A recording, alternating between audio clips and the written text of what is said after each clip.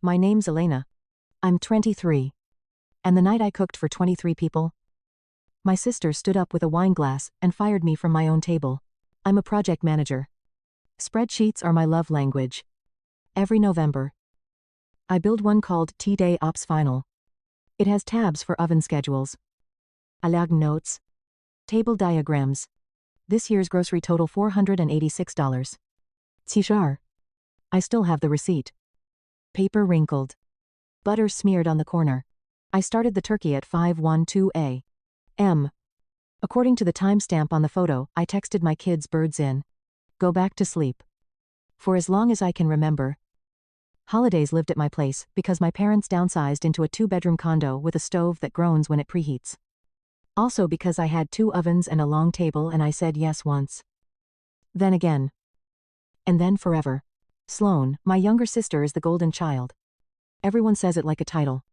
Like she was born with a halo. She's impulse and sparkle.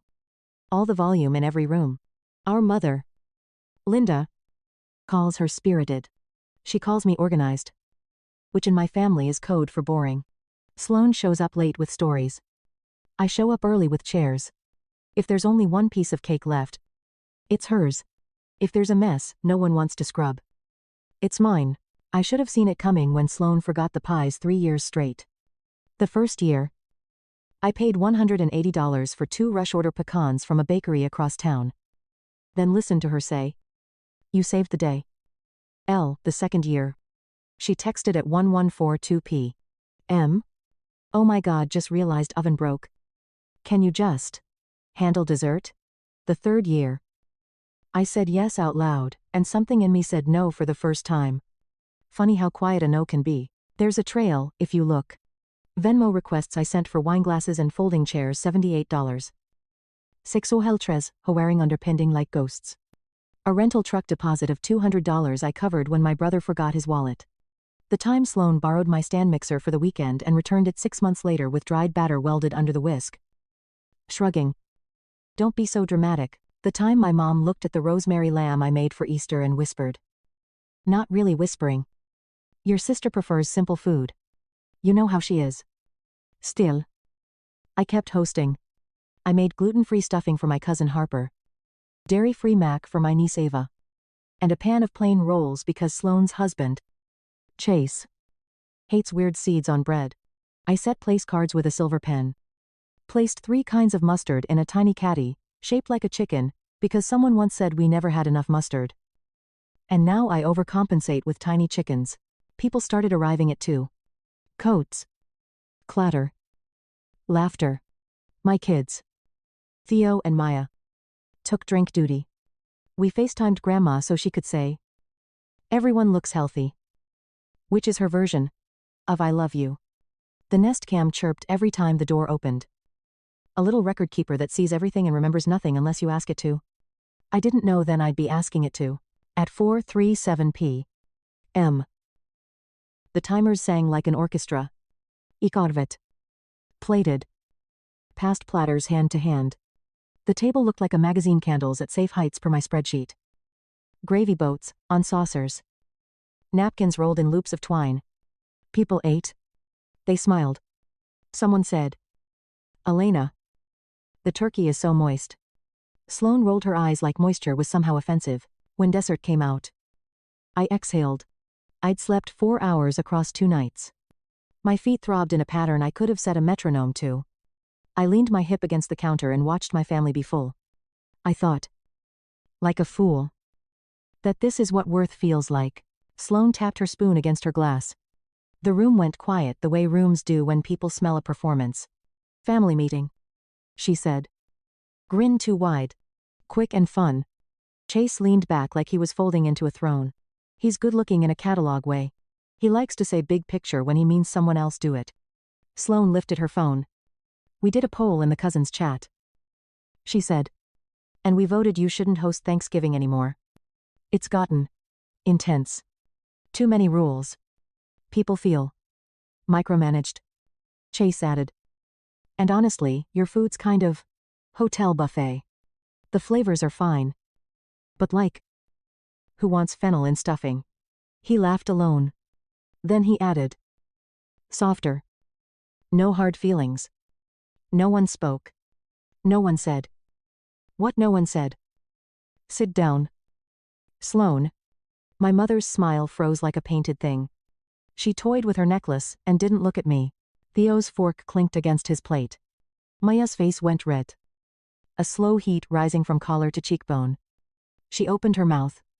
I put a hand on her knee before she could burn. I dried my hands on a towel and walked to the table. I could smell cinnamon. Wax. The last of the gravy going cool. I said, "Thank you for letting me know." Because my throat had closed around anything longer. Then I lifted the towel, folded it into a neat square, and walked back to the sink. I told you she'd be chill. Sloan said to no one. To everyone. Then to me. Sing-song. Don't take it personally. Sis. We just want to rotate. Spread the love. We'll let you bring something. Like? Rolls. I kept my eyes on the sheet pan. Hot water roared. A piece of caramelized sweet potato slid off like a boat leaving shore. I said nothing. I didn't trust my voice to be a bridge and not a match. They packed leftovers into containers. I'd labeled with blue tape. Someone took my good pie server. The Nest Cam caught the procession out. In. Out. In. At 8:13 p.m. Chase left with a foil-covered tower and my glass casserole. At 8:19. Sloan took the flowers. At 8:27. The last door shut. The house went quiet except for the dishwasher humming like an old refrigerator in a gas station. I stood there with pruned fingertips, and the hollow ache you get when the party leaves, and you remember you were the party. My phone buzzed. Family group chat. Tonight was so fun.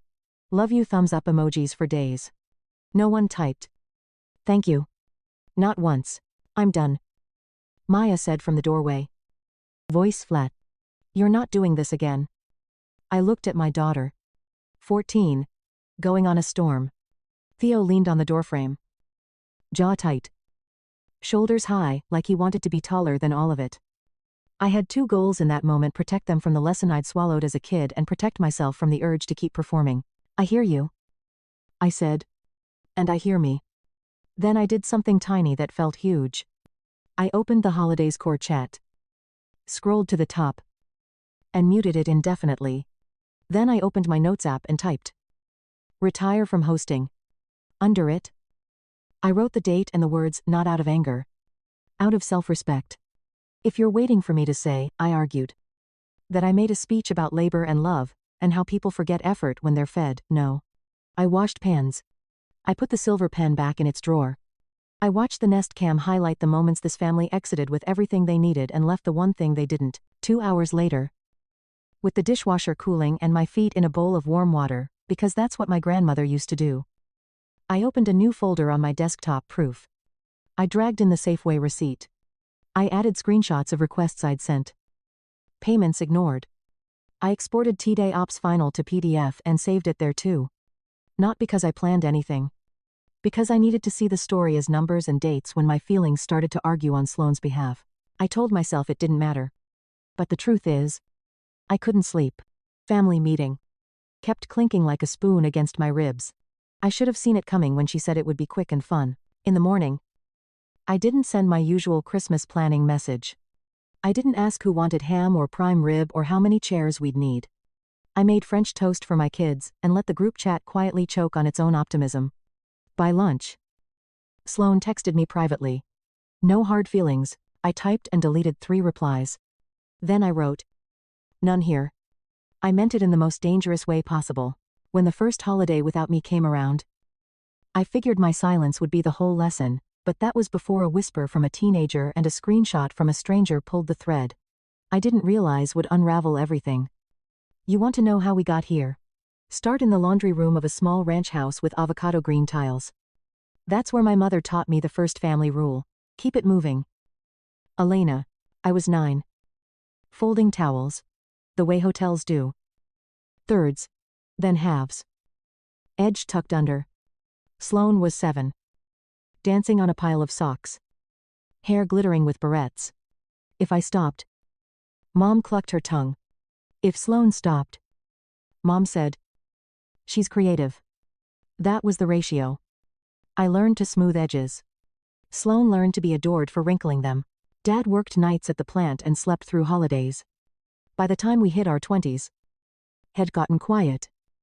The kind of quiet that makes you think he's listening when he's really counting the number of payments left on the car.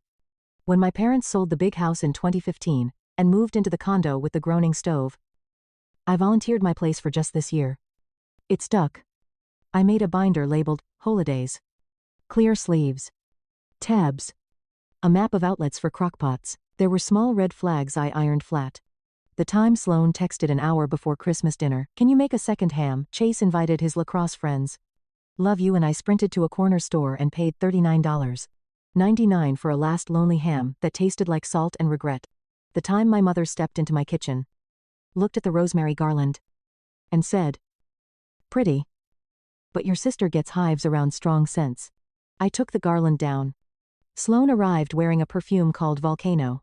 After the vote at my table, I thought the worst part was over. It wasn't. The worst part is always the part where people pretend nothing happened and expect you to play along. 2 months later, my phone lit up with Sloane Mobile. He hesitated. Then I let it ring out. She called again. I answered. Hey, bright voice. Fake sunshine. Wild favor. Darren's mom has the flu, and we were thinking Easter could be at your place. You're so good at it, and I thought you voted me out. I said. That was Thanksgiving. Different vibe. She said. Like holidays are flavor packs, and I'm the hot water. We can all pitch in, promise. We'll bring salad. I looked at my open laptop.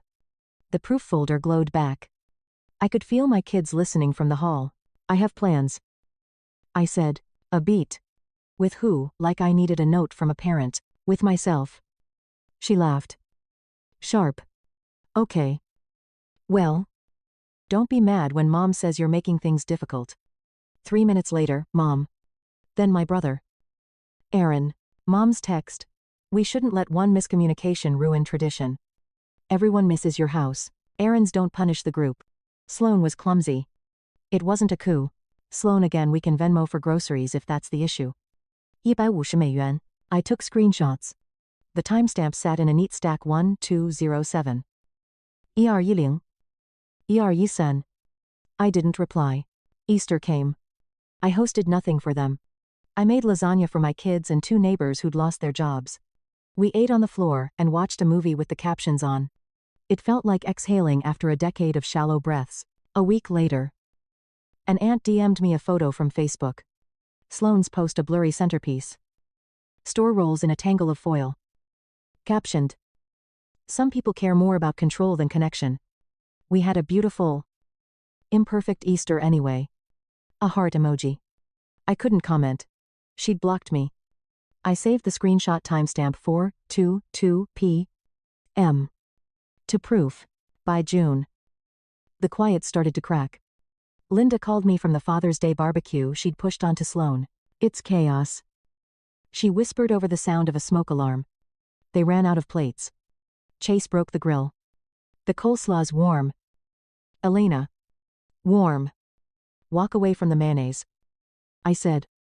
I meant it as a joke and a warning. She didn't laugh. You always made it feel together, she said. Voice doing that tremble thing that used to make me rush to fix. I sat on my hands. Can't you? I didn't leave the family. I said. I left the job. An hour later? Aaron texted. Fine. We messed up. But you're taking it too far. Family is family. I put the phone face down and walked to the pantry. The tiny chicken mustard caddy stared back. 3 yards d'on. Whole grain. Honey. I used to refill them like it mattered. I put the caddy on a high shelf and shut the door. Background is a mirror you don't want to look into. I had to. I started therapy on a Tuesday. The counselor asked, where did you learn that love means service? On the drive home. I thought about towels and avocado tile, and the way Mom's mouth pulled tight only around me. July brought a batch of texts with the same bad flavor. Sloane heard, you're mad at Mom. She didn't do anything. Mom, please answer your sister. I hate this distance. Chase. Unbelievably, can we borrow your cooler for the lake? I typed, no. In a new message thread labeled boundaries. Then I archived it. Then came August. A cousin sent another screenshot. Sloan again. A longer post. Softer tone. Wide net. It breaks my heart when pride wins over love. Some people forget what family means. Likes 37. Comments preach. So true. I zoomed in on the little gray line under the caption edited 1HR. I wondered what the first version said. A week later. Maya came home with a question she tried to make casual. Am I still allowed to like Aunt Sloan? She asked. Not meeting my eyes. You're allowed to have your own eyes. I said. You just don't have to be where you feel small. She nodded. Jaw working. Theo asked if we could invite his best friend to our house for Labor Day. He said. I'm trying to trade old traditions for better ones. That kid. He breaks me in good ways. September slid by. The group chat celebrated a cousin's engagement. Someone listed sides for a potluck. Someone else asked if anyone owned a meat thermometer. I watched it all from the outside, like a snow globe I'd set down. October. My cousin Harper texted you. Coming to Thanksgiving. Sloan said you're slammed with work. There it was. The rewrite. Not we uninvited you. Not we voted you off your own island. Just a new story in which I was too busy. Too stressed. Too. Anything but hurt. I typed. I wasn't invited. It's okay. She didn't answer. The typing bubbles rose. Fell. Died. Thanksgiving, without them, tasted like cinnamon and quiet. I made a small meal for the three of us and 2 plates to drop at the neighbor's door. We went for a walk after dinner. The air was crisp enough to bite. It didn't hurt. 2 days later. My phone buzzed at 9:46 p.m. Unknown number. But the name popped into my head before I read the text. It's Ava. Can I call you? Sloane's daughter. 17. Observant, the way kids of loud parents learn to be. I called. She answered in a whisper. I'm in the bathroom. She said. Thanksgiving was bad. She told me about smoke and shouting and Chase asleep on the couch by 4. She said the turkey went black and her mother went red. She said my name made the air colder. I miss your house. She whispered. I pressed my forehead to the cool window. I miss being appreciated. I said. And felt it land in my own chest. There's something else. She said. Voice even lower. I think you should see it. A text arrived while we were still on the line. A screen recording. The cousins, chat. The scroll caught names I love and names I only feed. The clip paused on a message from Sloan. 3 days before the last Thanksgiving at my place. We'll do it after dessert. Someone start with. We love you. But keep it sweet. Pinned. The date stamp glared. I saved the file to proof. Then Ava sent a second clip. A status Sloan had posted and deleted. Captured by a friend before it vanished. Imagine carrying an entire holiday by yourself while your sister micromanages every breath. Next year, I'm bringing wine and an appetite. Someone else can play kitchen cop. Under it. 4 comments. 2 likes. And 1, you said it from Chase. The timestamp read 1102 a.m. 3 hours before she stood in my dining room and pretended the decision was spontaneous. I stared at the screen until my reflection blurred. It wasn't just a vote. It was choreography. A script. The kind you only write when you're sure your audience will clap. I told Ava, thank you. I told her to get some sleep. After I hung up, I opened the window and let November in. The house breathed. Proof isn't revenge. Proof is ballast. That night, with the folder heavy on my desktop and the air cold on my skin, I realized the next mistake wouldn't be mine. It was already out there.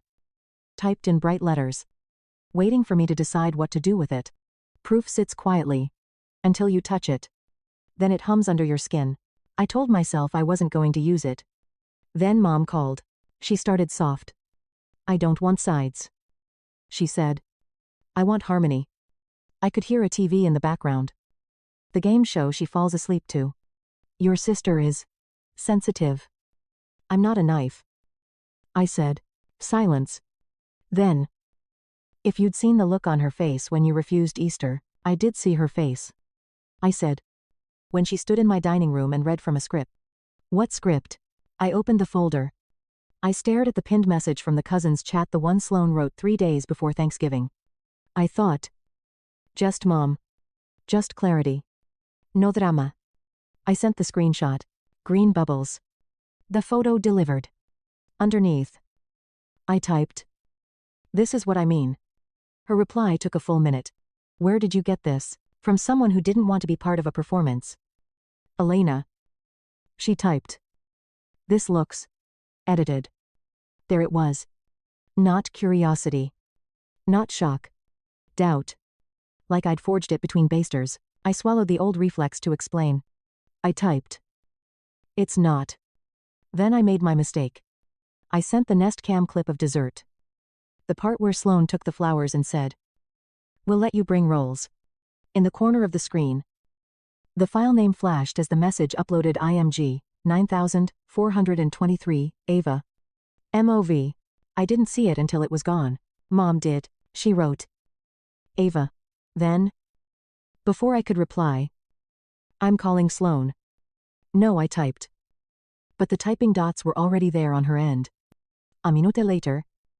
My phone lit up with a new group chat invitation that made my stomach drop. Linda, plus Sloane plus Elena. Mom pasted both receipts into the chat like she was refereeing. She added. Can we calmly discuss?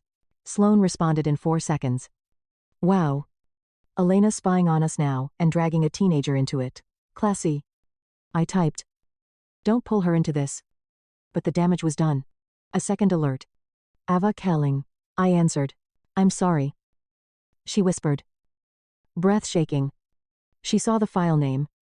She's furious. She says I betrayed her. She's taking my phone. What room are you in? I asked. Bathroom. She said. Door locked. I heard pounding through the speaker. Open the door. Ava Sloane's voice. High and hot. I felt my fingers go cold. Listen to me. I said. You did nothing wrong. You told the truth. I'll fix my part. The pounding got louder. Ava, the call died. I stared at the gray screen and wanted to throw the phone hard enough to dent something. I had proof. I also had a niece with no shield. My careful line between evidence and harm had snapped because I trusted a woman who cannot hold water. The new group chat kept pulsing. Sloane. You've always hated me. Admit it. Mom, nobody hates anyone. Sloane, you made Ava choose sides. You're sick. Me, stop. She didn't choose. I sent it. That's on me. I sent another text separately to Mom.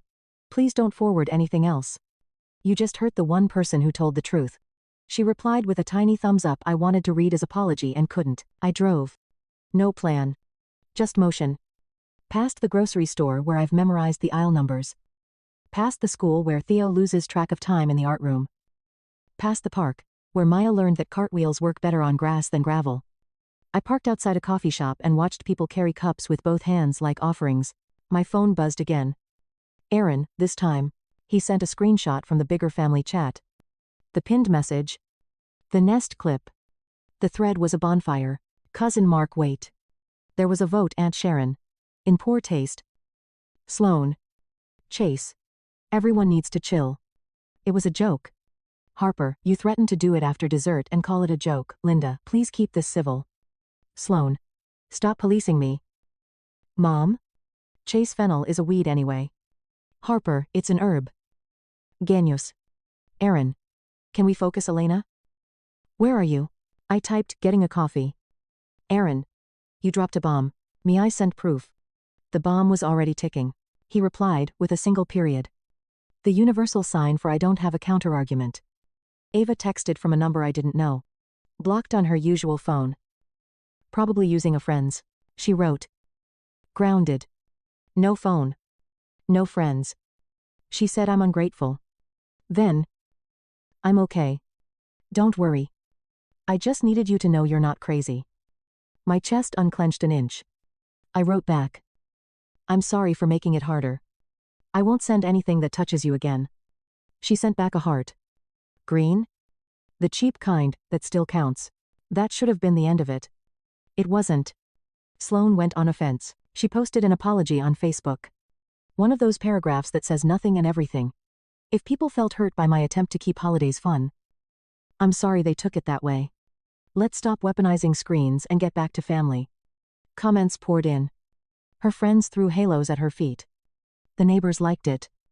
The Pilates instructor wrote. We support growth. Then she texted me directly. Sloan. I'm hosting a restorative brunch next Sunday. Family only. Apologies expected. Would be nice if you led. I read it twice. Then I laughed. Out loud. The barista looked at me. I shook my head and mouthed. Sorry. To nobody. I typed back. No. She sent a paragraph about forgiveness. I put the phone face down and pushed my palms against my eyes until I saw sparks. Mom called again. Please come to the brunch. She said. We need a reset. You want quiet? I said. Not repair. Elena, did you ask Sloan to unground her daughter for telling the truth? Silence. That's between a mother and her child. No. I said. That's between a bully and her mirror. I hung up. My hands shook and then steadied. Here's the temporary punchline. They held the brunch without me. Everyone brought something easy. The photos made it to Instagram before someone thought to block me. My neighbor's sister follows Sloan. She sent me the story. Paper plates. A fruit tray sweating under blue light. A bag of chips dumped in a mixing bowl. Someone used a gravy boat for orange juice. Mom smiled too hard. Chase wore a shirt that said, good vibes, and looked like a man who had never read a room. They toasted to family. An hour later. Aaron texted me, they ran out of forks. Then. They cut pancakes. With a butter knife. Then. Chase tried to flip an omelet, and it became scrambled eggs in slow motion. A photo arrived of the stove eggs cemented into a pale crust. Sloane's face reflected in the metal like a warning. I didn't feel triumphant. I felt empty.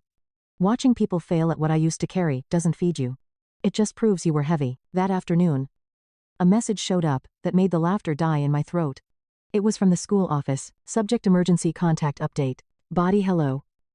Ms. Alvarez. We received a call this morning from your sister, Ms. Sloan Rivers, requesting to be added as an emergency pickup for Maya. We could not verify authorization on file. Please confirm. I stared at the words until they separated. Rearranged. Sharpened. Sloane's name on the line where mine belongs. She wasn't just rewriting holidays. She was reaching into my life with both hands. I drove to the school with my ID and a calm face I did not feel.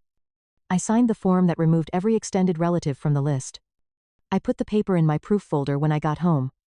Evidence isn't petty when it protects your kids. That night, I texted Sloan, do not contact my children or their school. This ends now. 3 dots. Nothing. Then read at 8:41 p.m. I kept waiting for guilt to arrive. It didn't. Truth showed up instead. Quiet. Solid. The kind that doesn't need applause. I stood in my kitchen with the tiny chicken caddy in my hands, and knew the next move couldn't be about them anymore. It had to be about switching all that fuel to a different engine. Something that would not burn me alive to keep everyone else warm. I opened a new tab and typed a search I should have made years ago. I typed community kitchen. Volunteer near me. It was 1109 p.m. The first result was Northside Family Center. Saturdays. 9 a.m. Meal prep for seniors and foster families. I filled the form. Name. Phone. Allergies. Under skills.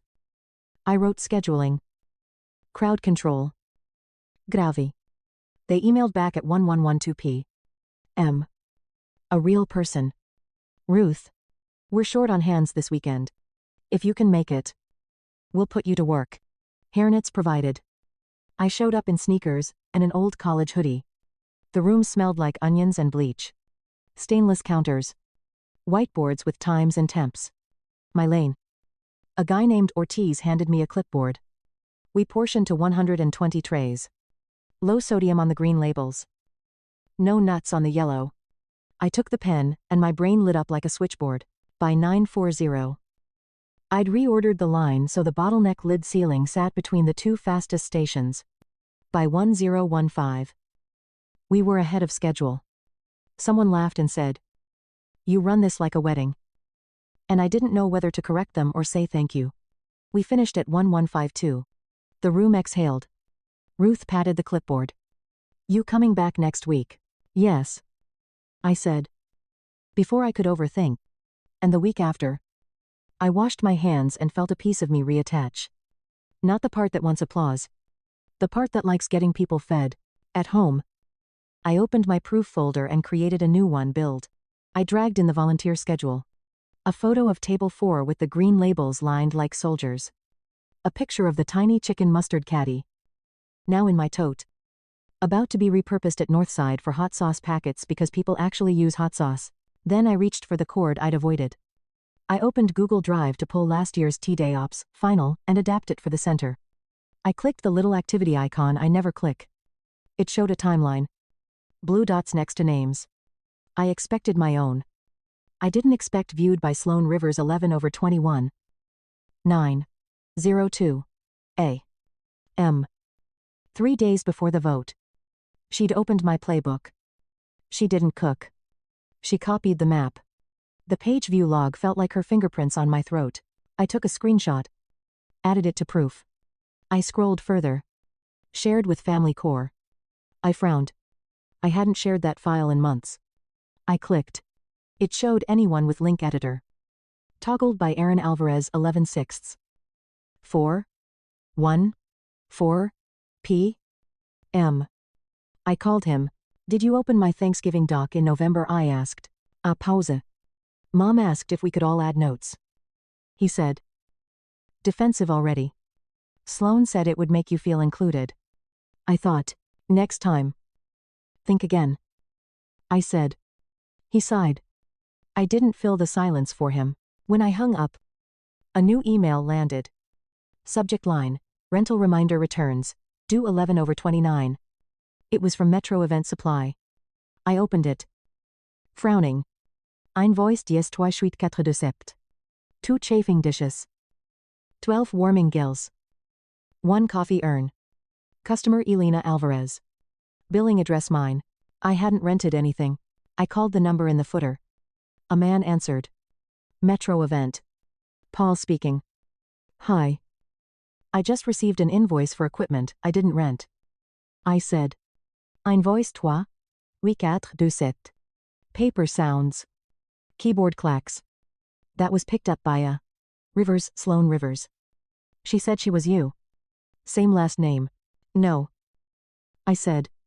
She's my sister. And she's not me. I'm sorry. He said.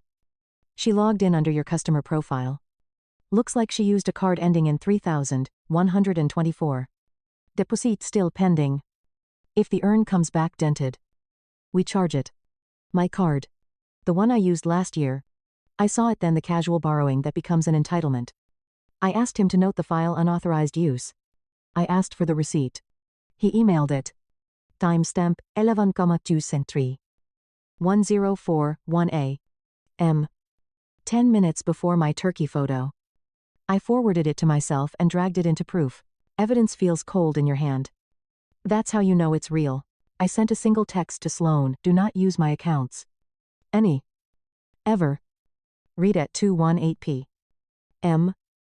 No reply. At therapy. I told the counselor.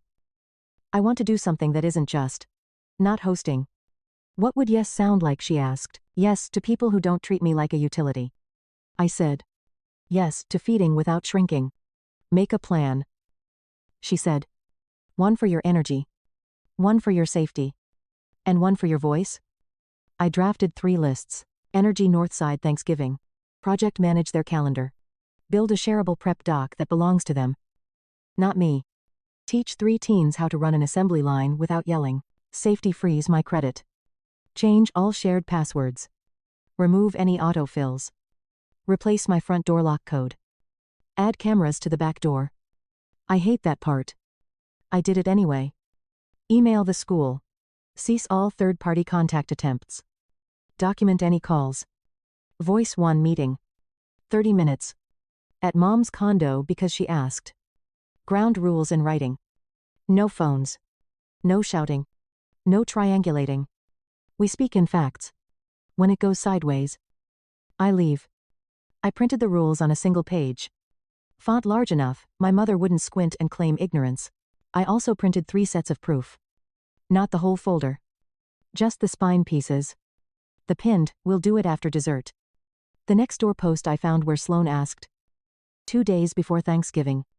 For a caterer. Able to deliver on-brand family vibes. Offering exposure as a payment. A neighbor forwarded it when I asked. She'd screenshotted it.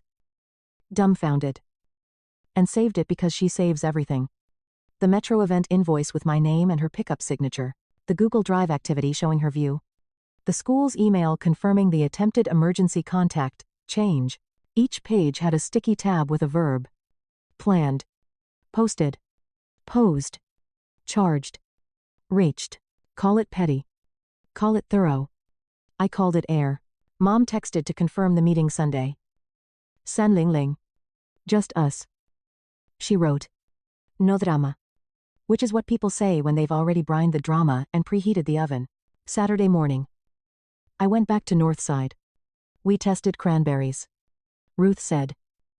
If we had orange zest. It is expensive. I laughed. We zested 5 oranges, and the whole room smelled like a holiday that didn't ask me to bleed. A girl about Ava's age, Anika, watched me line up trays like precise little cities. How do you know where everything goes? She asked. First you decide what matters. I said.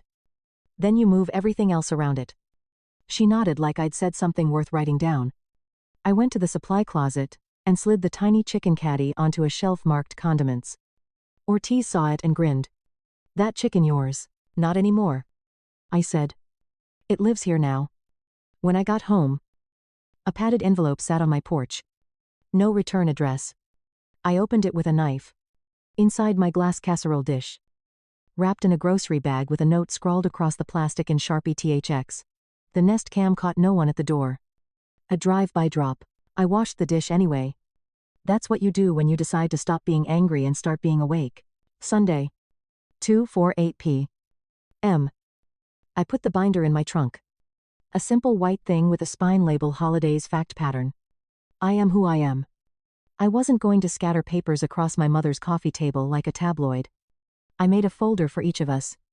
I tucked the ground rules on top. I added a pen. Not for signatures. For silence. At 3:01. I knocked on Mom's door. The condo still smelled like the plant Dad used to work at. Ghosted into carpet fibers and laundry soap. She opened the door with eyes that said, "Be small." It didn't oubli. Sloan sat on the couch with a tissue balled in her fist. Chase wasn't there. Good. The TV was off. The coffee table was clear, except for a dish of peppermints. No one ever eats. Mom started. Before we start, I held up the paper. Ground rules. I said. We'll take turns. We'll stay in facts. If voices rise, I leave. I placed a copy on the table. Mom read it like it might explode. Fine. Sloan said. I have nothing to hide. Her foot bounced. She picked at the tissue. You can't keep punishing us because you like order. I like respect. I said. Different thing. I reached for my bag. Not yet the binder. Not yet the pins and invoices. Just a single page. The school email. I slid it across the table. You called the school. I said.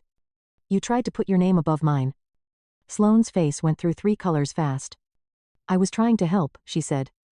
You're so busy with your volunteer thing. I thought. You thought you could reach my daughter through a side door.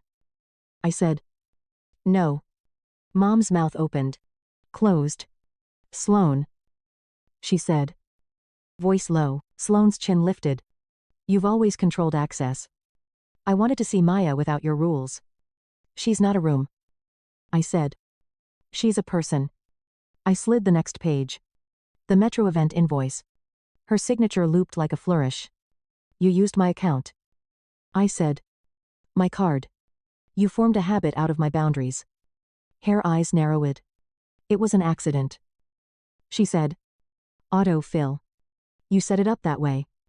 The kind of sentence that makes you wonder if language is a weapon or a mirror. I let the silence sit until it got heavy. Then I put the binder on the table and felt the shift. The way a trunk opens to air, and people realize a car is also a room. I didn't flip it open yet. I rested my hand on it. Calm. This isn't about a turkey. I said. It's about the way you rehearsed a humiliation and called it fun. It's about the way you asked the internet to feed you for free because the labor of love you wanted wasn't yours to do. A knock sounded from the hallway. A soft, careful knock. Mom looked startled. I didn't invite, she began. And then the door opened because the lock sticks and everyone in our family knows how to jiggle it. Ava stood there. No makeup. Ponytail. Phone in her back pocket like a secret. She looked at me. Then at her mother. Then at the white binder like it might have a spine. I needed to say something. She said. Voice steady. And I'd rather say it while everyone is sitting down. I pulled out a chair. I didn't touch the binder yet. Some pages cut better in a voice than on paper. Ava sat. She put both palms on her knees like she was holding herself in place. I have screenshots. She said. And a voice memo. Sloane's mouth opened. Absolutely not. Ava looked at me. Can I? I nodded. Your choice. She unlocked her phone. Her thumb shook. She clicked a file, voice memos, the 20th of November 2023 1812. M4A. She hit play. Sloane's voice filled the room. Tinny. Indeniable. We love you. But it's gotten too controlling. You're amazing. But also too much. See friendly. Chase practice yours. Chase's laugh in the background. Roll's joke at the end. Lighten it. A chair scraped. Then Sloane again. After dessert. Eyes on me. The clip ended. The air didn't. Sloane lunged. Give me the phone. Ava pulled it to her chest. It's mine. Mom pressed a hand over her mouth like that could put the sound back in. Sloane. She said. Small. Sloane shot up. Pacing. You record me in my own house, you traitor. Ava didn't flinch. You told me to lie if Aunt Elena asked about Thanksgiving. So I recorded the truth in case I forgot what it felt like. Silence. Then I slid the next page across the table. The pinned cousin's chat message. We'll do it after dessert. Keep it sweet. Date 11/20. Time 6:09 p.m. Sloane stared at the paper like she could will the ink to move. It was a joke. She said. Grasping. You printed a joke. I said. You planned it. You performed it. Her eyes snapped to me. You always have to be the victim. No. I said. I was the host. That's not the same thing. I slid the Metro event invoice next. Invoice 1838. 427. Customer Elena Alvarez. Pickup S. Rivers. Time 1041 a.m. Signature à confident loop. Sloane's jaw tightened. Autofill. She said. Stop. Mom said. Voice finally sharp. For once. Stop answering like a politician. Ava exhaled. I placed the school email on top. Subject emergency contact. Update. Attempt. The words glared like hazard lights. You don't get to reach around me. I said softly. Not to my kid. Not to my wallet. Not to my work. Sloane sat. The tissue in her fist had dissolved into wet. White threads. She stared at them like they were a map. No one taught her to read. Chase told me to be direct. She said. So, I was. Sorry if it landed hard. Mom closed her eyes. You humiliated your sister in her home. Everyone wanted it. Sloane snapped. You think I did it alone? She said it like a defense. It sounded like a confession. I looked at Mom. This is where you ask what I want. I said. She nodded. Slow. What do you want? I pulled a single sheet from a side pocket. Not the binder. Not legalese. A list. 3 lines. First. I said. You repay what you took. I pointed with my pen. 486 美元. 72 for groceries. $200. Rental deposit. The glass casserole dish you pretended not to have ignore it. Someone returned it like a thief with manners. You pay me for the things you used. Today. Sloane scoffed. You're sending invoices to family now. I'm sending boundaries. I said. Second, public correction. You tell the truth in the same rooms where you told the lie. Family chat. Facebook. 1 sentence each. I removed Elena from hosting with a planned announcement. It was wrong. I'm sorry. No qualifiers. No if you were hurt. You press post. You leave them up. And third, Mom asked. Kiat. I met Sloane's eyes. No contact with my kids or their school for 6 months. After that, any time with them happens with my consent. On my terms. In the open. You will not use my accounts. You will not take from me because you expect me to forgive in advance. Sloane's laugh was brittle. 6 months, that's insane. You tried to change my daughter's emergency contact. I said. Insane is subjective. She folded her arms. And if I don't, then I file. I said. Fraud for the rental, if Metro Event charges me. Harassment for the school call if you try it again. I send the file you call edited to anyone who still believes your version. I don't argue. I don't defend. I document, and I disappear. Mom put a hand to her temple. I hate this. She whispered. I know. I said. I hate it too. Ava reached into her tote and pulled out a Ziploc bag. Inside my silver pie server. The one with the leaf cut out. She set it on the table, like an offering. I found it in our drawer. She said. She said it was hers. It wasn't. Sloane closed her eyes. For a second, the fight slipped. She looked like the girl with barrettes who danced on socks while I folded towels. Then the glance hardened again. I'll pay you. She said. Chin up. Not because you deserve it, because I'm done being held hostage. I slid a pen across the table. There's no hostage. Only receipts. She pulled out her phone. The tapping was furious. A minute later. My screen lit, 686. 72. Received from Sloane A. Note grocery plus rental. Plus piece tax. I didn't reply. I screenshotted it. Added to proof with a cold kind of relief. And the posts. I said. You're asking me to humiliate myself. She said. I'm asking you to tell the truth. I said. She looked at Mom. Say something. Mom stared at the pie server. You did this. She told Sloane. Not unkind. You can do this part too. Sloane swore under her breath. She typed. She stared at the screen. She didn't hit send. I can't. She said. Not yet. People will think. They'll think what happened. Ava said. That's the point. Sloane's eyes flashed. Stay out of it. Ava stood. I can't. I live in it. She looked at me. There's one more thing. She pulled a folded paper from her pocket. A printout of a next-door post with Sloane's name, ISO caterer to deliver holiday meal that looks homemade. Payment exposure. Date, 11/22. Time 2:31 p.m. 2 days before my dinner.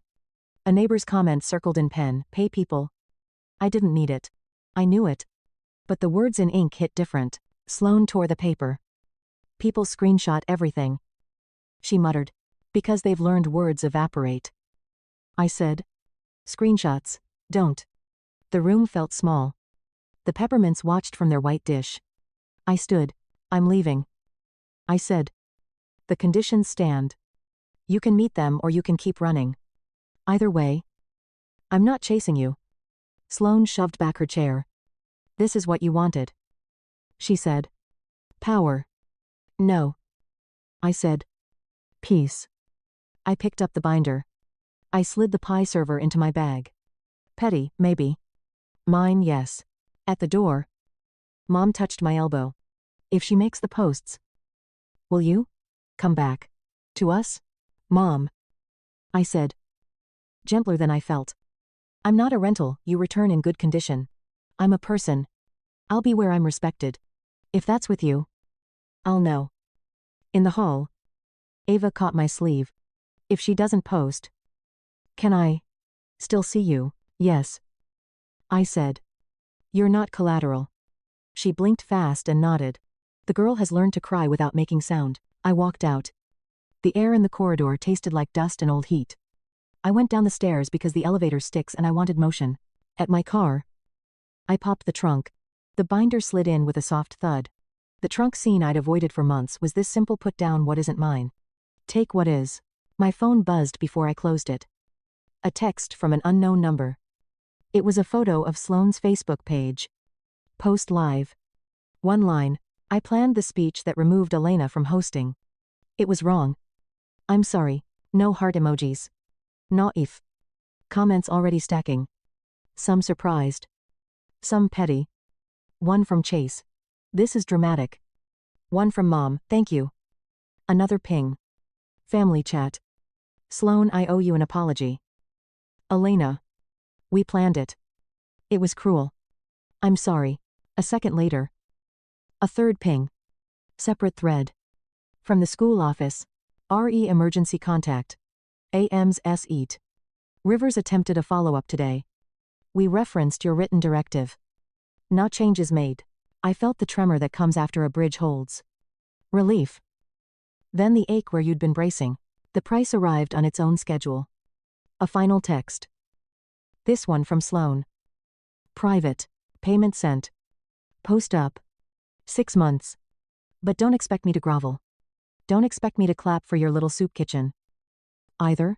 I typed and erased 3 replies. Then I wrote. I don't need your clapping. I shut the trunk. The sound echoed in the lot. A clean. Heavy close. I drove home on side streets. The trees were bare and honest. When I parked, Maya met me at the door with 2 mugs. Cocoa. She'd added orange zest. The kitchen smelled like Northside. She handed me a mug and tucked herself under my arm without a word. We drank in silence. My phone buzzed once more, a calendar alert I'd set and forgotten. Northside planning call December 1. 7 p.m. Invite the teens. I clicked accept. Then I opened a blank note and wrote 2 words at the top: aftercare plan. Boundaries are one thing. Repair is another. The house was quiet. The work was different now. And for the first time in years, I wanted to do it. 6 months is a long time when you measure by holidays. We counted by trays. Northside's whiteboards filled with numbers. April 96 meals sent. May 104. June 87 heat kills appetite. We added watermelon. I kept the tally sheets in plastic sleeves. Sign-in logs. Temperatures. Delivery routes. The clipboard lived on my hip like it belonged there. The tiny chicken caddy held hot sauce packets and was empty by noon every Saturday. That felt like a small, perfect revenge. Ava started coming for school service hours. She stayed 3 hours past her requirement every time. She worked the labeling table with a focus that reminded me of folding towels in thirds. One Saturday, she slipped me a folded paper. College essay draft. Title at the top: the table you choose. I read it that night. It wasn't about me. It was about standing in a kitchen that didn't punish honesty.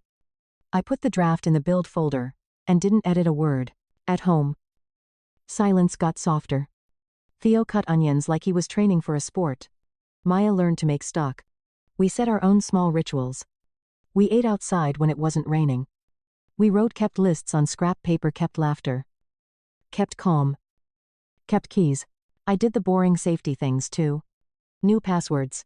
2-factor on everything. The old Metro event account closed. I checked my credit once a month, and took a screenshot. No new inquiries. I printed the clean reports and slid them into proof the way you tuck receipts for tax day. Boring is beautiful when you've been fed chaos. The family chat didn't vanish. It just learned to live without me. Sloane's apology post stayed up. A few of her friends commented syrup about courage and growth. Chase posted a selfie 2 weeks later with a caption about new chapters. Then he disappeared from the background of her pictures. Not my story to tell. Only my boundary to keep. On a Sunday in July, Mom called and asked if I had 30 minutes for tea. I said yes, but sent the rules in a text anyway. No triangulating. No, we. Facts. She didn't answer the text. Just opened her door when I knocked. She had a kettle going and a plate of store shortbread on the table. No banana bread. No performance. She looked older. We sat. I practiced a sentence. She said. Fingers, worrying the edge of a napkin. I should have said. Sit down. Sloane. And I didn't. I'm sorry. The sentence landed like a stone you can stand on. Not everything breaks in the same way. Some things chip. Then hold. She pulled a small envelope from her purse and slid it over. I braced for a check. It was a receipt. Northside Family Center. Donation $250. Memo line. For the girls who label. I felt my throat heat. I put the receipt back in the envelope and pushed it toward her. Keep it. I said. You'll need to remember you did the right thing. We sipped tea and didn't talk about a truce. We just washed 2 cups and let the silence be clean. August turned heavy and hot. Northside's fridges hiccuped in the heat. I posted a call for ice packs on the community board and a man showed up with a cooler full. He said, I used to eat here. Thought I'd bring what I can. He left his name on the donor line, R. I added the receipt to build because proof isn't just for harm. It's for what heals. 2 weeks before the 6-month mark. An email arrived with a subject line that made my stomach drop. From office at Maya High. Subject. Visitor attempt. A woman claiming to be aunt had tried to pick up Maya after early release. The office followed the note on file and declined. They logged it. I called the school. Thank you. I said. Please keep logging. Then I sat on the edge of my bed and stared at my hands. You can draw a line and still find footprints on your side of it. That night, a paper envelope showed up in my mailbox. No return address. Inside. 1 page. Typed. Elena. I kept the post up. I paid you because I owed you. I won't ask you to forget. The 6 months are almost over. I want to see the kids. I will wait for your answer. S. No qualifiers. No elbows. I copied the letter for proof and tucked the original into a cookbook because memory lives better between recipes. I didn't answer that night. I asked my kids what they wanted. Theo said. Not alone. Maybe somewhere public. Maya said.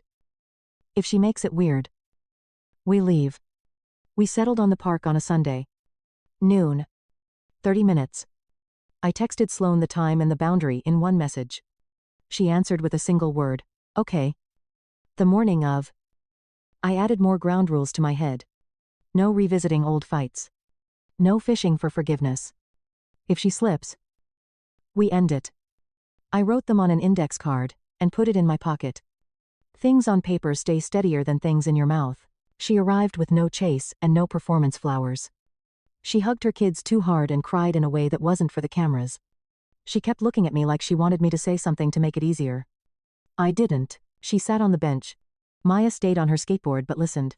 Theo stood. The conversation was clumsy. It had edges. Sloane said. I wanted what you have. I said. You wanted it without the work. She didn't argue. That was new. At the 28-minute mark. She looked at the index card I'd placed face up on the bench and nodded. Time. She said. Can I text you a photo of them? Not to post. Just to have. Yes. I said. 1. You send it to me. I'll send it to you. She fumbled with her phone. Her hands shook. She snapped the photo. My kids half smiled. It wasn't pretty. It was real. She didn't ask for a hug goodbye. Also new.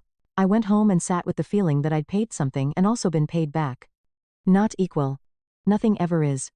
But not empty. The year turned. Leaves dropped, and then so did the temperature.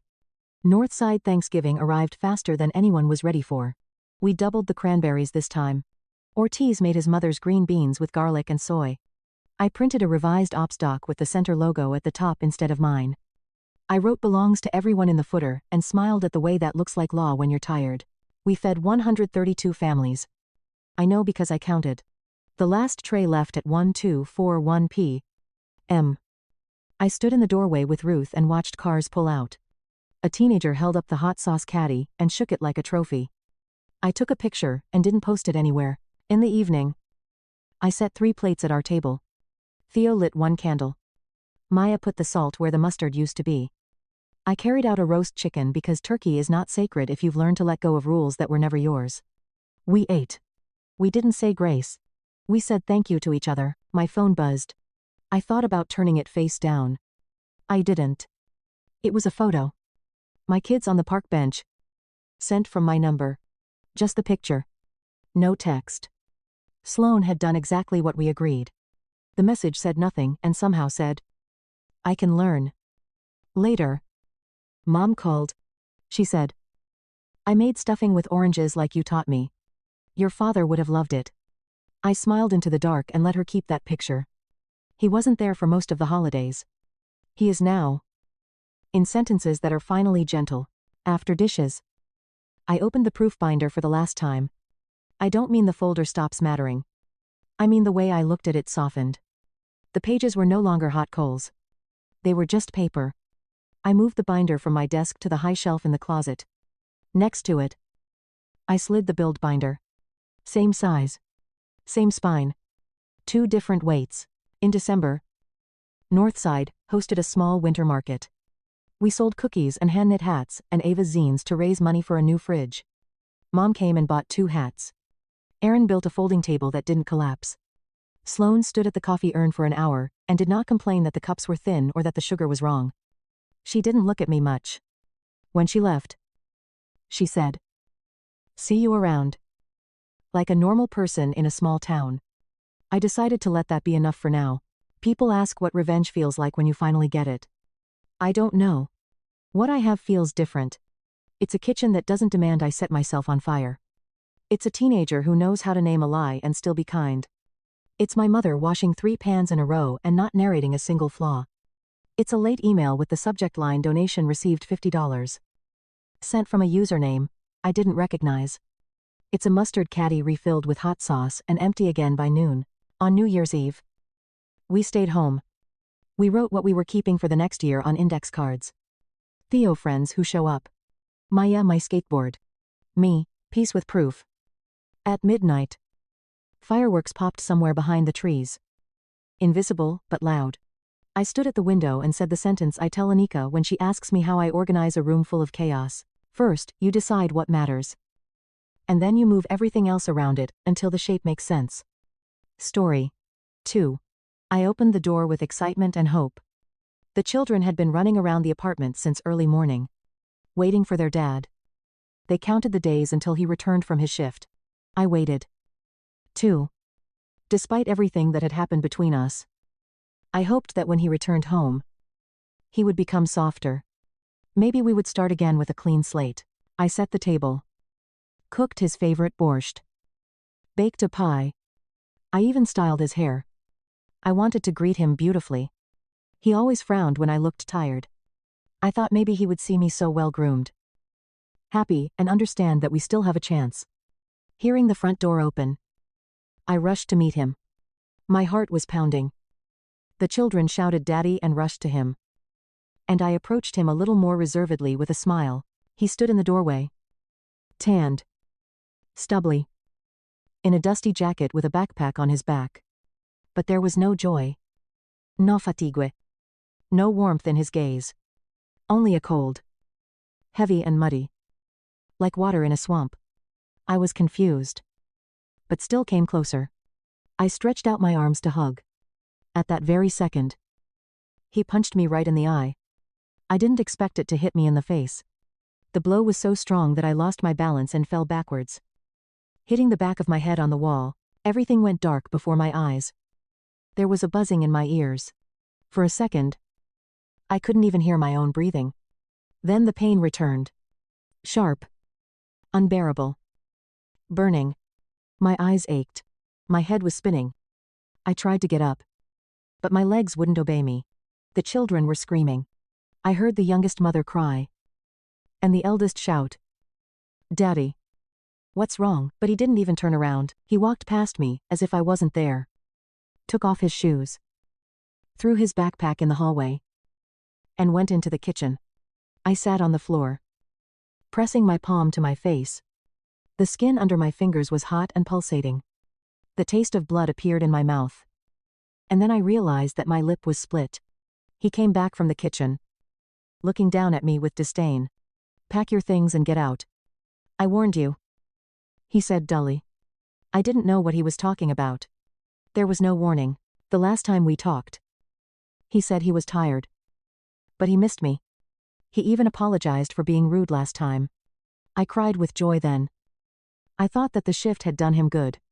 And now this. He came home. He hit me from the doorway. Kicked me out. Without explanation. Without words. It was as if the anger had been building up and burst out. I tried to get up with trembling hands. Leaning against the wall. The children stood next to each other. Pressed against each other. The eldest hugged his sister. Covering her with himself. Like an adult. He was only 9. But he had already become her shield. I went into the room. Took an old backpack. Threw in the baby clothes I had. A couple of t-shirts. A jumper. Socks. I took the documents. The money that had been put aside for food. My husband stood in the kitchen doorway. Smoking. His face was expressionless. As if everything that was happening did not matter. When I took the children out into the entrance, he did not even turn around. He simply closed the door behind us. It was gray outside. Drizzling. I stood with the children under the canopy. Not knowing where to go. Mom lived far away. Going there without money was not an option. All my friends were busy. Some with their husbands. Some with their children. My head was buzzing. My pulse was pounding in my ears. My eye was almost closed. Swan shut. I pressed my hand to it to ease the pain a little. The elder held my sleeve silently. My daughter looked up at me with frightened eyes. Mom. Where are we going now? She asked. And I didn't know what to answer. I just took their hands and walked slowly. Not understanding where the night would find us. We walked without a goal. Just wet asphalt under our feet. A leaden sky above our heads. I tried to walk faster to warm up a little. But the children trudged along slowly, especially my daughter. Her sandals were wet and she was sobbing with every step. People walked past us, as if we were invisible. I stopped at the store to catch my breath. I had less than 1,000 rubles in my wallet and the night was ahead. It was expensive to go into a cafe. And they would hardly let me in with a backpack and 2 wet children. I looked at the windows of the houses. There was light. Warmth. Life. And we had nothing. Just a feeling of emptiness inside and fear. For the children. For myself. I didn't know how to tell them that we had nowhere to spend the night. One thought was spinning in my head: the main thing is not to cry in front of them. I remembered that there was a waiting room at the station. I decided to go there. Maybe I could spend the night there. We walked for about 30 minutes. Wet and tired. But we got there. I went up to the duty officer and explained that we didn't have tickets. But we had nowhere to go. She didn't even look up. You can't do it without a ticket. An order? I asked for the sake of the children. She shrugged. Is it my fault that your husband kicked you out? These words made me feel sick inside. As if I was somehow to blame. I walked away and sat down with the children under the canopy near the kiosk. At least, it wasn't dripping from above. I took off my jacket and covered my daughter. My son sat down next to me. Silent. I saw how he was holding back his tears to be strong. We sat like that for almost an hour. A man of about 40 in a work jacket walked past. He glanced at us. Then came back. Handed us 2 glasses of hot tea and a couple of buns. Here. Guys. Hold on. I just nodded. Unable to say a word. He left. And I sat there. Hugging the children. Feeling the tea warming their palms. When it began to get dark, I realized that I had to find some kind of shelter. Gateways. Entrances. Everything seemed dangerous. We passed an old building. And I saw the sign Women's Aid Center. My heart started beating faster. I knocked. And a middle-aged woman with a tired but kind face opened the door. She immediately noticed my eyes. The children's wet clothes. No words were needed. She simply said, "Come in." They let us inside. Gave us blankets. Warm soup. Put our shoes out to dry. The children ate silently. But greedily. Only then did I allow myself to cry. Not from pain. But from relief. Then Marina, an employee of the center, came. Sat down next to us. Calmly. Softly began to ask what had happened. Whether we had documents. Where we were planning to go. I told her everything. About the blow.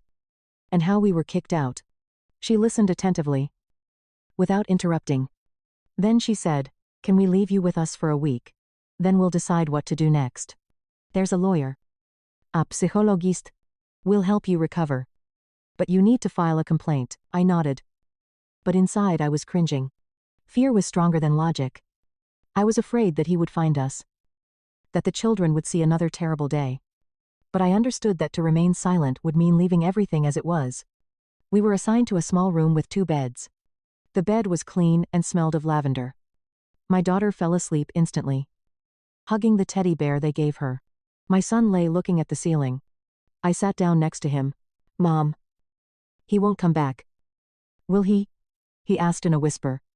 I didn't know what to say. I just stroked his head. As long as we were together, everything would be fine. He snuggled up to me, and after a couple of minutes, he fell asleep too. I sat in the dark, listening to their breathing. It was still drizzling outside. But now I felt that we were at least safe. At least for one night.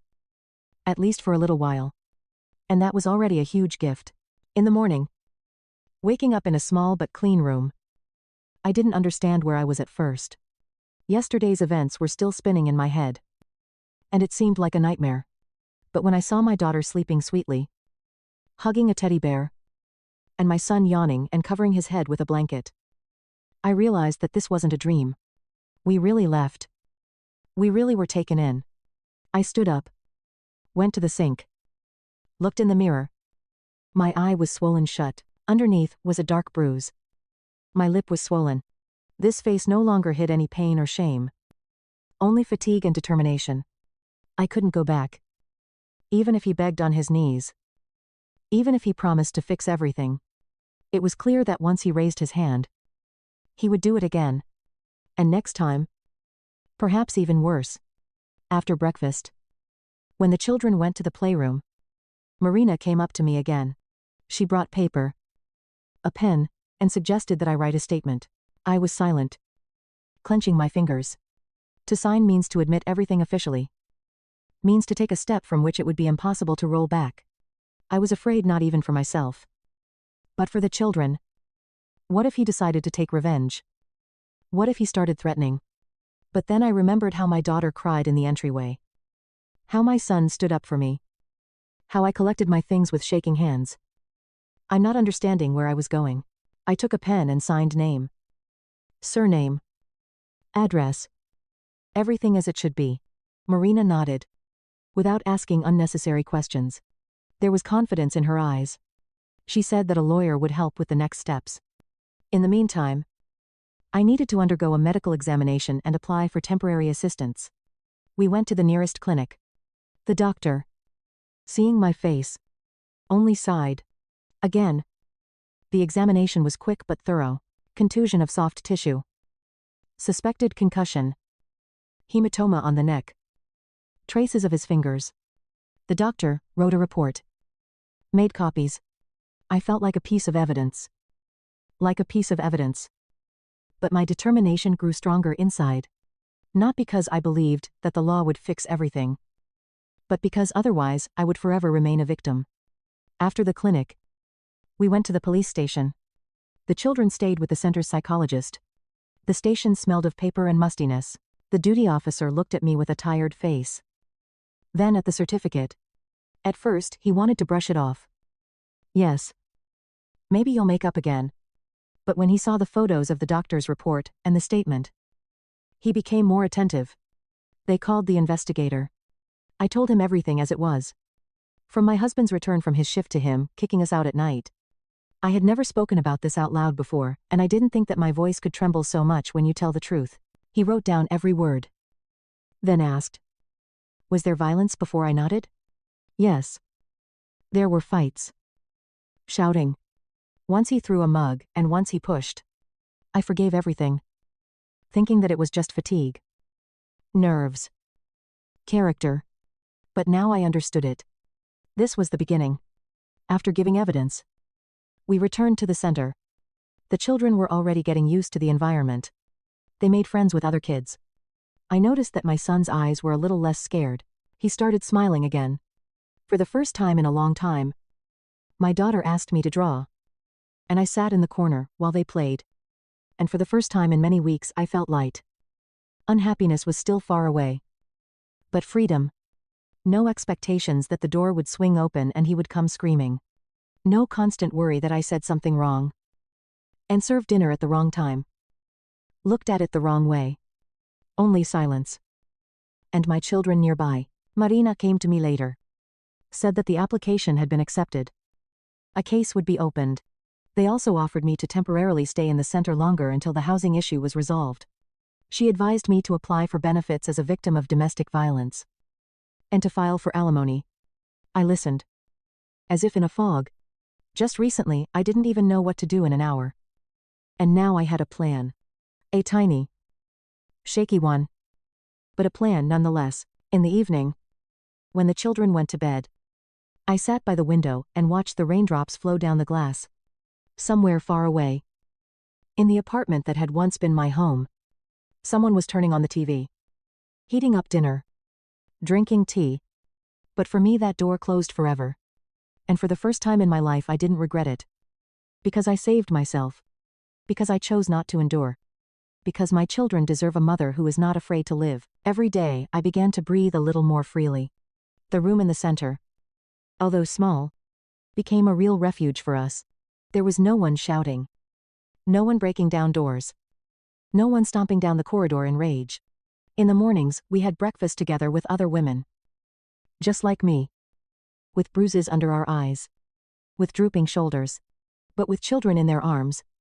The look of each of them is a separate story of pain. But also of strength. We shared tea. News. Hopes. I learned that someone had been living in the center for a month. Someone was waiting for a court decision. And someone, like me, had just started their journey. The lawyer they provided me with turned out to be a calm, patient man of about 40. He explained my rights in detail. The procedure for filing a claim for alimony. And the possibility of depriving the father of parental rights, if violence was proven. He didn't promise that everything would be resolved quickly. On the contrary, he warned that the process could drag on. But for the first time, I wasn't scared. I knew that I wasn't alone anymore. And that changed everything. When I was leaving another consultation, he suddenly said, "You are very brave. Few dare to go all the way." I smiled for the first time in a long time. The psychologist also worked with us. Separately with me. Separately with the children. At first, my son refused to talk. Withdrew. Clenched his fists. He felt responsible for not being able to protect me. I heard him say this to the psychologist. If I were an adult, I would have stopped him. And it hurt me. I hugged him every night and whispered, "You are not guilty of anything." He clung tightly to me and was silent. But gradually began to come to life. We drew together. Sculpted from plasticine. Went to classes organized by volunteers. Dachka adapted faster. She found a friend and spent whole days playing with dolls. Children's laughter sounded around me again for the first time. And it was like medicine. One evening, when I was washing the children's clothes in the common laundry room, a woman named Katia approached me. She was about 35 years old. And there were fresh burn marks on her hand. She asked how I had decided to leave. I told her my story briefly, without unnecessary details. And then said what I began to repeat to myself. Every day. When children suffer before your eyes, you have no right to remain silent. We were silent for a long time. And then she nodded. That same night, she also wrote a statement. At the same time, they started looking for temporary housing for me. The city program helped people like us with rent for a room for 6 months. The conditions were modest. But it was a chance. The center provided certificates. A lawyer got involved. And soon I was called to the commission. I came with the children. We sat in the hallway while they discussed my future inside. It was scary. But I held my daughter's hand. And my son sat next to me. Pressed against me. And I knew, no matter how hard it was, there was no turning back. A few days later, we were transferred to a dormitory, where they gave us a room. It was small, but it had a window, beds, a table, and even a stove. We brought our few things there. And for the first time I allowed myself to buy something for coziness. Cheap tulle, and a bright tablecloth. I wanted the children to have a home again. I bite small. But ours. We hung their drawings on the walls. Put out toys. My son wrote on pieces of paper, "It's good here. It doesn't hurt here." I hung it next to the mirror. I started looking for a job. At first I worked part-time as a cleaner. Then I managed to get a job as a baker's assistant in a small bakery. The owner turned out to be a kind woman. She offered a flexible schedule so that I could pick up the children from school and kindergarten. The salary was modest, but regular. It became easier for me to breathe. I bought the children fruit, notebooks, new socks. Seemingly trifles. But after everything we had been through, it was like a holiday. One day, I saw my ex-husband on the street. He was standing by a store, talking to someone. I froze. My heart started beating faster. He didn't notice me. And I suddenly realized I'm not afraid anymore. Before, one look from him could drive me crazy with fear. But now nothing. Only cold indifference. I took the children by the hands and went on. Forward. Towards a life in which we ourselves choose what will happen tomorrow.